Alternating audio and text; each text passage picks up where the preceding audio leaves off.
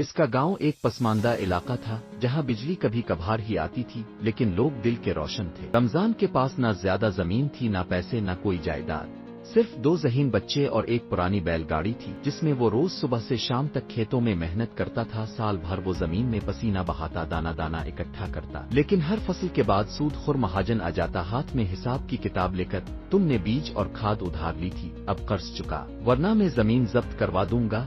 رمضان کے پاس اگر فصل کا آدھا حصہ بھی بچتا تو مشکل سے بچوں کی روٹی اور بیوی کے علاج میں خرچ ہو جاتا۔ ایک دن رمضان نے سوچا، ہر سال میں محنت کرتا ہوں مگر میرے بچوں کا مستقبل بھی اسی بیل گاڑی جیسا ٹوٹا پھوٹا ہی رہے گا اگر یہ سلسلہ یوں ہی کیا میں کچھ اور نہیں کر سکتا؟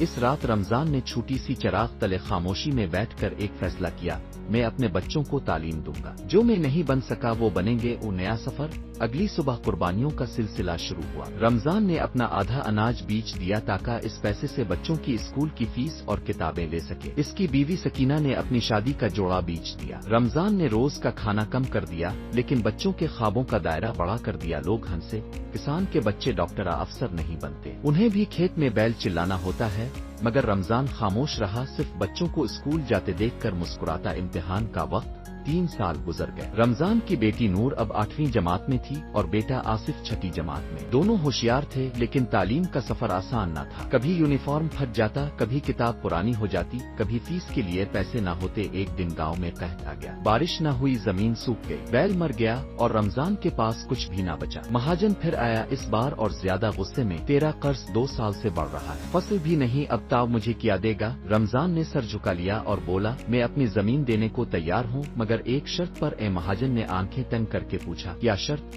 رمضان نے کہا، میرے بچے اسکول جاتے ہیں، مجھے صرف 2 سال الف ور دے دو، اگر 2 سال بعد میں قرض نہ چکا سکا تو زمین بھی تمہاری، گھر بھی۔ مہاجن ہنس دیا، اسے یقین تھا کہ رمضان کبھی پیسے نہیں چکا سکے گا۔ اس نے ہاں کر دی، امید کا پھول۔ رمضان نے ایک شہری اسکول کی بس کے ڈرائیور کے ساتھ جذباتی کام شروع کر دیا۔ دن میں کھیتوں میں محنت، رات میں گاڑی چلانا بغیر کسی شکوے کے۔ سکینہ نے لوگوں کے کپڑے دھونا شروع کیے، نور نے گاؤں کے بچوں کو ٹیوشن دینا شروع کیا، آصف نے مسجد کے مؤذن کی مدد کر کے تھوڑا پیسہ کمانا شروع کیا۔ گھر میں روٹی کم تھی لیکن حوصلہ زیادہ۔ 2 سال بعد نور نے میٹرک میں ٹاپ کیا، شہر کے ایک کالج نے اسے اسکالرشپ آفر کی، آصف نے سائنس فیئر جیتا اور اسے ایک NGO نے اسپانسر کیا۔ ایک دن مہاجن پھر آیا زمین لینے، مگر اس بار رمضان نے اسے ایک لفافہ دیا، پورے قرض کی رقم اور بینک کا چالان۔ مہاجن کی آنکھوں میں حیرت تھی۔ رمضان نے کہا، میرے بچے میرے اناج کا اصل دانہ ہے، ان میں برکت ہے، تمہارے سود سے زیادہ طاقت تعلیم میں ہے۔ آج کا دن، آج نور ایک ڈاکٹر بن چکی ہے اور گاؤں میں کلینک چلا رہی۔ آصف نے زرعی ٹیکنالوجی پر تحقیق کی اور اب وہ گاؤں کے کسانوں کو بہتر طریقے سکھاتا ہے۔